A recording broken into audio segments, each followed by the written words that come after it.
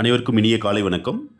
எஸ்ஜிடின்னு சொல்லக்கூடிய அந்த இடைநிலை ஆசிரியர்களுக்கான அந்த நியமன கலந்தாய்வு வந்து நமக்கு டேட் வந்துருச்சு. ஸோ அதுக்கான கிளாரிஃபிகேஷன் வீடியோ தான் இந்த வீடியோ.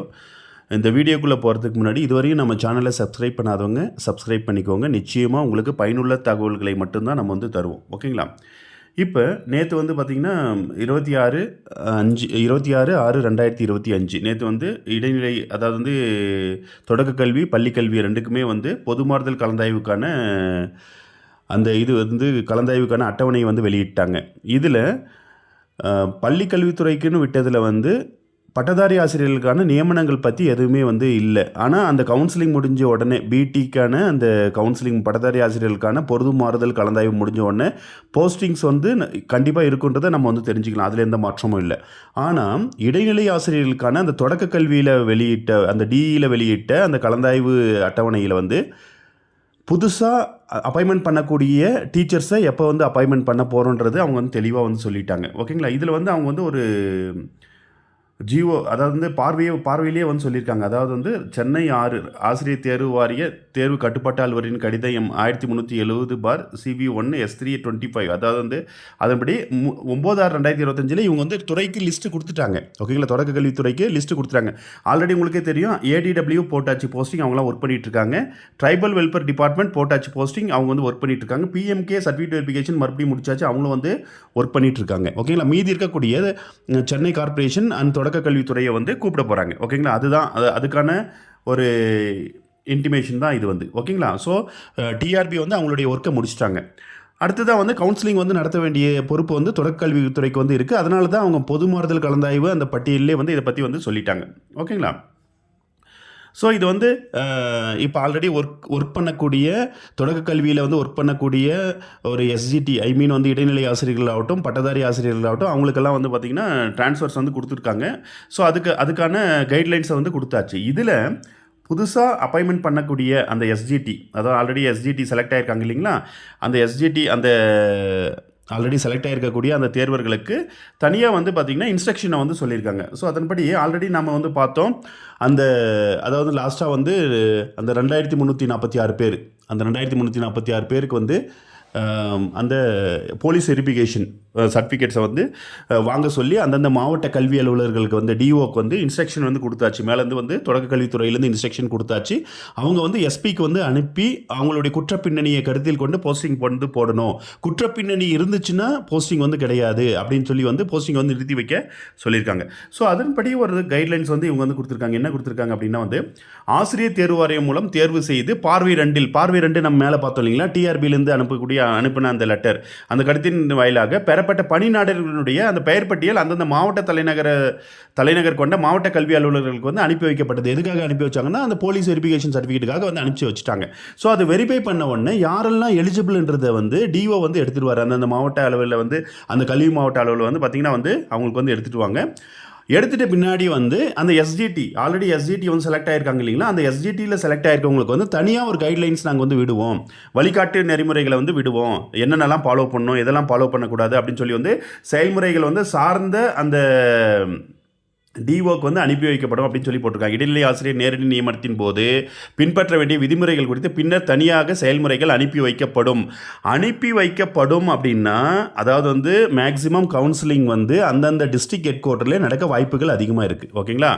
ஸோ அந்த டிஸ்ட்ரிக்ட் ஹெட் குவார்ட்டரில் அனுப்பி வைக்கிறதுக்கான ஒரு இன்டிமேஷன் தான் இது. ஓகேங்களா? ஸோ அவங்களுக்கு வந்து அனுப்பி வச்சுருவாங்க. அந்த டிஸ்ட்ரிக்ட் ஹெட் குவார்ட்டரில் இருக்கக்கூடிய அந்த மாவட்ட கல்வி அலுவலர்களுக்கு வந்து அனுப்பி வைப்பாங்க. அப்படின்னா வந்து நிச்சயமாக வந்து அந்த முதன்மை கல்வி அலுவலகத்தை சார்ந்த இடத்துல தான் கவுன்சிலிங் வந்து கண்டிப்பாக வந்து இருக்குன்றதை நம்ம வந்து புரிஞ்சுக்கலாம். ஓகேங்களா? அதே மாதிரி இந்த இதில் வந்து பார்த்திங்கன்னா அந்த 1/8/2024 போன வருஷம் அந்த இதுபடி தான் வந்து பார்த்திங்கன்னா அந்த ஸ்டூடெண்ட் டீச்சர் ரேஷியோ அதன்படி தான் வந்து கவுன்சிலிங் வந்து நடக்க போகுது. அதில் எந்த மாற்று கருத்தும் இல்லை. இதில் வந்து ஸ்ட்ரென்த்து குறைவாக இருக்கக்கூடிய ஸ்கூல்லேருந்து தூக்கி ஸ்ட்ரென்த் அதிகமாக இருக்கிற ஸ்கூலுக்கு போடக்கூடிய அந்த சர்ப்ளஸ் கவுன்சிலிங் தான் ஃபஸ்ட்டு வந்து இருக்கும். ஓகேங்களா? அது பிடிக்கும் வந்து விட்டுட்டாங்க இந்த சர்ப்ளஸ் கவுன்சிலிங். உபரி ஆசிரிய பணி நிரவல் கலந்தாய்வுன்னு சொல்லுவோம். எக்ஸ்ட்ரா இருக்கக்கூடிய டீச்சர்ஸை தூக்கி இல்லாத இடத்துக்கு வந்து போடுவாங்க. ஓகேங்களா? இதில் வந்து பார்த்திங்கன்னா ஒரு சில மெயின் வேக்கண்ட் எல்லாம் ஃபில் ஆகிடும். ஸோ மெயின் வேக்கண்ட் எல்லாம் ஃபில் ஆகிட்டுனா வெளியில் கொஞ்சம் அவுட்டரில் தான் வேக்கண்ட் வந்து கிடைக்கும். இப்போ தென் மாவட்டங்களுக்கு எந்த வேக்கண்ட்டும் வந்து கிடையாது. ஸோ தென் மாவட்டத்திலேருந்து செலக்ட் ஆன எஸ்ஜிடி கேண்டிடேட்ஸ் எல்லாம் நீங்கள் வட மாவட்டத்தை வந்து செலக்ட் பண்ணுற மாதிரி தான் வந்து இருக்கும். அதே மாதிரி உங்களுக்கு வந்து பார்த்திங்கன்னா ஹில்ஸ் தான் வந்து இப்போ அதிகமாக கொடுக்குற மாதிரி தான் வந்து அவங்க வந்து கொடுத்துருக்காங்க. அதுக்கான கைட்லைன்ஸும் வந்து விட்டுருக்காங்க. அதாவது வந்து மலைச்சுழற்சி ஒன்றியத்தில் வந்து பணியாற்றுறாங்க இல்லைங்களா, அதாவது வந்து ஹில் ஸ்டேஷனில் அவங்களுக்கு வந்து ஒரு சில இதை வந்து சொல்லியிருக்காங்க. அதாவது மலை சுழற்சியில் வந்து பணி செய்யக்கூடிய அந்த டீச்சர்ஸ் வந்து விரும்பினாங்கன்னா அவங்க மலை இறக்கம் செய்யப்பட வேணும். ஏன்னா எல்லாரையும் வந்து மலை சுழற்சியிலேருந்து ஒர்க் பண்ணணும்னு சொல்லி வந்து ஆல்ரெடி வந்து எலிமெண்ட்ரி எஜுகேஷனில் வந்து சொல்லியிருக்காங்க. ஸோ அவங்களுடைய இதில் வந்து பார்த்திங்கன்னா மலை சுழற்சியில் அதாவது ஹில்ஸில் வந்து ஒர்க் பண்ணணும். ஸோ ஆல்ரெடி ஒர்க் பண்ணக்கூடியவங்களை வந்து கீழே வந்து இறக்கணும். அதை வந்து கீழே அவங்க விருப்பப்பட்டாங்கன்னா பிளைன்ஸ்க்கு வந்து கொண்டு வரணும். அதே மாதிரி வந்து வேறு யாருன்னா இப்போ வந்து பார்த்திங்கன்னா ஆல்ரெடி ஒர்க் பண்ணக்கூடிய டீச்சர்ஸ் வந்து மலை சுழற்சியிலேருந்து ஒர்க் பண்ணாமல் இருப்பாங்க. ஸோ அந்த மாதிரி வந்து ஒர்க் பண்ணாமல் இருக்கவங்க அதே மாதிரி வந்து விருப்பம் தெரிவிப்பாங்க. ஒரு சிலர் வந்து நாங்கள் மலையில் வந்து ஒர்க் பண்ணுறோம் அப்படின்னு சொல்லி விருப்பம் தெரிவிப்பாங்க. ஏன்னா ஒரு சில மலைகள்லாம் கொஞ்சம் பக்கத்திலே வந்து இருக்கும். உதாரணத்துக்கு வந்து பார்த்திங்கன்னா மலை சுழற்சி இப்போ இந்த கிருஷ்ணகிரி மாவட்டத்தில் ஒசூர் வட்டம், அதாவது ஒசூர் தாலுக், அஞ்சட்டி தாலுக், தேன்கனிக்கோட்டை தாலுக், சூளகிரி தாலுக், இந்த 4 தாலுக்குமே வந்து பார்த்திங்கன்னா பிளைன்ஸ் மாதிரி தான் இருக்கும். ஓகேங்களா? இந்த பிளைன்ஸ்லேயும் வந்து மலைப்படி வந்து உண்டு. இப்போ வந்து பார்த்திங்கன்னா ஹில் அலோன்ஸ்ன்றது வந்து பார்த்திங்கன்னா 6000 ரூபாய் வந்து மற்ற டீச்சர்ஸ் வந்து கிடையாது. அந்த ஹில்ஸில் ஒர்க் பண்ணவங்களுக்கு வந்து 6000 ரூபாய் வந்து ஹில் அலோன்ஸ் அப்படின்னு சொல்லி கொடுக்குறாங்க. மலைப்படி அப்படின்னு சொல்லி வந்து கொடுக்குறாங்க. நவம்பர், டிசம்பர், ஜனவரி, பிப்ரவரி மாதத்தில் வந்து பார்த்திங்கன்னா வந்து உயரமான மலைப்பகுதியில் வந்து 1500 ரூபாய். ஓகேங்களா? மாதம் 1500 ரூபாய். அந்த நவம்பர், டிசம்பர், ஜனவரி, பிப்ரவரி. உயரமான மலைப்பகுதினா எது? இந்த ஏற்காடு, அதுக்கடுத்து வந்து பார்த்திங்கன்னா கொடைக்கானல், அதே மாதிரி ஊட்டி, இந்த மலையில் ஒர்க் பண்ணக்கூடியவங்களுக்கு 1500 ரூபாயும், மற்ற மலைப்பகுதியில் வந்து உயரம் குறைந்த மலைப்பகுதியில் வந்து ஒர்க் பண்ணக்கூடியவங்களுக்கு வந்து 1200 ரூபாயும் மலைப்படி வந்து கிடைக்குது. இது வந்து யாருன்னா அந்த மலை சுழற்சியில் ஒர்க் பண்ணுறவங்களுக்கு மட்டும் தான் கிடைக்கும், மற்றவங்களுக்கு வந்து கிடையாது. ஸோ ஒரு சிலர் வந்து இப்போ செலக்ட் ஆனவங்க தென் மாவட்டத்தில் இருக்கவங்க நீங்கள் வந்து வட மாவட்டம் தான் வந்து ஆகணும் அப்படின்ற பட்சத்தில் வந்து பார்த்திங்கன்னா இந்த மாதிரி கிருஷ்ணகிரி மாவட்டங்களை போன்ற மாவட்டங்களில் வந்து நீங்கள் எடுத்துக்கிட்டிங்கன்னா உங்களுக்கான சேலரி மற்றவங்கள விட 6000 ரூபாய் எக்ஸ்ட்ரா இருக்கும். அதை வந்து எடுத்தவொடனே உங்களுக்கு 6000 ரூபாய் வராது. உங்களுடைய ஸ்கேல் படி சேலரி வந்து பார்த்திங்கன்னா வந்து அந்த 6000 4000 சம்திங் வந்து வரும். ஓகேங்களா? ஸோ அந்த மாதிரி வந்து இருக்கும். ஸோ மலை சுழற்சியில் வந்து விருப்பம் தெரிவிக்கிற ஆசிரியர்களை வந்து மலை சுழற்சியில் வந்து பணி நியமனம் செய்துவிட்டு அதுக்கடுத்து வந்து என்ன சொல்லியிருக்காங்க, புதிதாக நியமனம் செய்யக்கூடிய ஆசிரியர்களை வந்து மலையேற்றம் செய்யப்பட வேண்டும் அப்படின்னு சொல்லி வந்து சொல்லியிருக்காங்க. ஓகேங்களா? அதாவது புதிதாக நேரடி நியமனம் செய்யப்பட உள்ளதால் இடைநிலை ஆசிரியர் பணியிடத்திற்கு அவ்விடத்தில் பணிபுரியும் விருப்பம் தெரிவிக்கும் ஆசிரியர்களை மட்டுமே மலையேற்றம் செய்ய அனுமதிக்கப்பட வேண்டும். மற்ற ஆசிரியர்களுக்கு உரிய விதிகளின்படி மலையேற்றம் செய்யப்பட வேண்டும் சொல்லி சொல்கிறாங்க. அப்படின்னா புதிய ஆசிரியர்களுக்கு வந்து மேக்ஸிமம் மலைப்பகுதி தான் காட்டுவாங்க. ஓகேங்களா? 21 பகுதிகள். ஓகேங்களா? அந்த மலைப்பகுதிகள் தான் வந்து காட்டுவாங்கன்றது நம்மளுக்கு வந்து இந்த இவங்க கொடுத்துருக்க அந்த கைட்லைன்ஸ் மூலிமா வந்து நம்மளுக்கு வந்து தெரியுது. ஓகேங்களா? ஸோ அதே மாதிரி இவங்க விட்டுருக்கிற அந்த இதில் வந்து பார்த்திங்கன்னா வந்து அந்த கவுன்சிலிங் ஷெட்யூலில் நீங்கள் பார்த்தாவே தெரியும். அதை வந்து 26, 27 இன்னைக்கு 27 இன்னைக்கு வரலையும் வந்து நீங்கள் அப்ளை பண்ணிக்கலாம். அதாவது அப்ளை பண்ணது நேற்று வரலையும் அப்ளை பண்ண டைம் கொடுத்துருந்தாங்க. ஸோ முந்தானல் வரலையும். ஸோ நேற்று இன்றைக்கி வந்து பார்த்திங்கன்னா அது வந்து ஒப்புதல் அளிச்சிருவார் டிஓ. அதுக்கடுத்து வந்து பார்த்திங்கன்னா முன்னுரிமை கட்டுரையில் வந்து 28ஆம் தேதி தயாரிச்சிடுறாங்க. 28ஆம் தேதி தயாரித்த பின்னாடியும் அந்த ஏதாவது வந்து குறைபாடுகள் இருந்துச்சுன்னா அது 28/6 அதே நாளில் வந்து தெரிவிக்க சொல்லியிருக்காங்க. அதுக்கடுத்து வந்து பார்த்திங்கன்னா வந்து அந்த மலை சுழற்சிக்கான அந்த கலந்தாய்வு மாவட்டங்களிலும் மாவட்ட கல்வி அலுவலரால் அந்த ஆசிரியரின் பெயர் வந்து பட்டியல் வந்து பதிவேற்றம் செய்யப்படும் சொல்லி 30ஆம் தேதி சொல்லியிருக்காங்க.